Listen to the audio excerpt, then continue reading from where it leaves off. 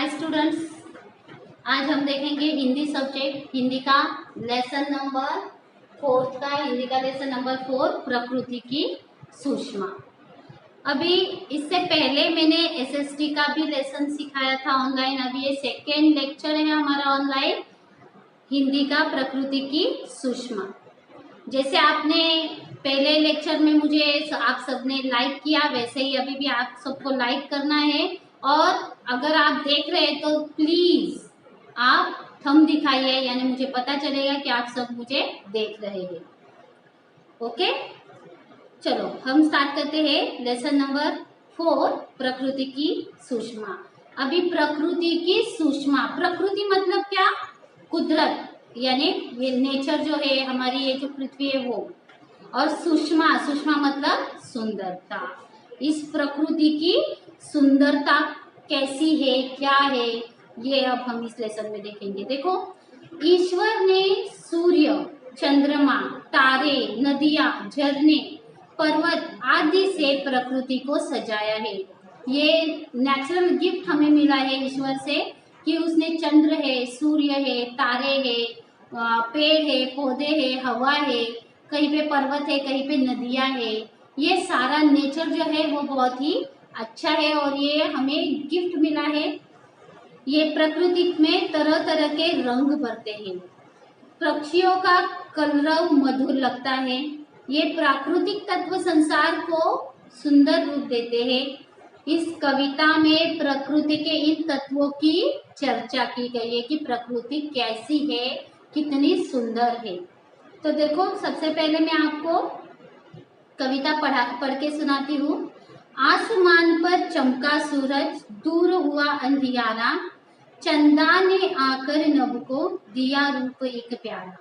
झिलमिल झिलमिल तारे आए, चमकीले चमकीले, आसमान पर छाए देखो कितने नीले नीले। नदियां बहती, झरने झरते, रंग बिरंगे पुष्प है खिलते। विविध तरह के फल फूलों से प्रकृति के सुंदर रंग झलकते। चारों ओर लताएं छाई, वृक्ष झूमने वाले, ऊंचे ऊंचे पर्वत है आकाश चूमने वाले। चिड़िया के सुमधुर कलवर से गूंज उठी है धरती, छाई रहती ऐसी सुषमा, प्रकृति सदा ही हंसती।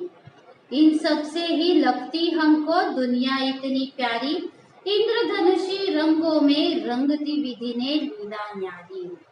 अभी आसमान में जब सूरज आता है तो अंधियारा जो है वो दूर हो जाता है और सभी जगह पे क्या हो जाता है, सूरज की रोशनी पहुंच जाती है। और सूरज की रोशनी धरती पे जब आती है तो बहुत ही प्रसन्न हो जाते हैं। जो सोए हुए होते हैं वो पूरे के पूरे उठ जाते हैं, जाग जाते हैं। कोई भी सोया हुआ नहीं रहता है दिन में, क्योंकि सूरज की रोशनी में एक एनर्जी है, पावर है। चंदा ने आकर नभ को दिया रूप एक प्यारा।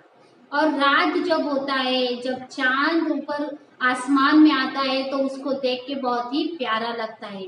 जैसे सूरज को हम देख नहीं पाते क्योंकि उसकी जो रोशनी है वो बहुत ही पावरफुल है, इसकी वजह से उसे देख नहीं पाते। पर चांद को हम ऐसे नेचुरली देख सकते हैं और उसे देखते ही रहो, ऐसा चांद होता है।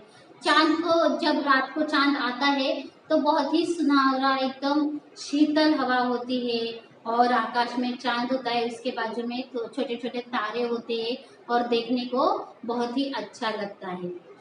झिलमिल झिलमिल तारे आए, चमकीले चमकीले, आसमान पर छाए देखो कितने नीले पीले।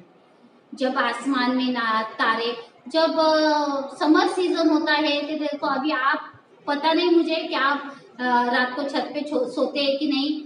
अभी तो एसी में सोते होंगे, पर हम जब छोटे थे तो हम रात को छत पे सोते थे। सभी बहन भाई सभी के सभी मिलके ऊपर छत पर सोते थे और जब सो जाते थे तब आसमान में देखते थे, चांद दिखाई देता था, उसके साथ बहुत सारे तारे दिखाई देते थे और उसके साथ जो छोटे छोटे जो स्काई होते हैं, उस स्काई से अलग अलग शेप्स बनते हुए दिखाई देते थे रात को।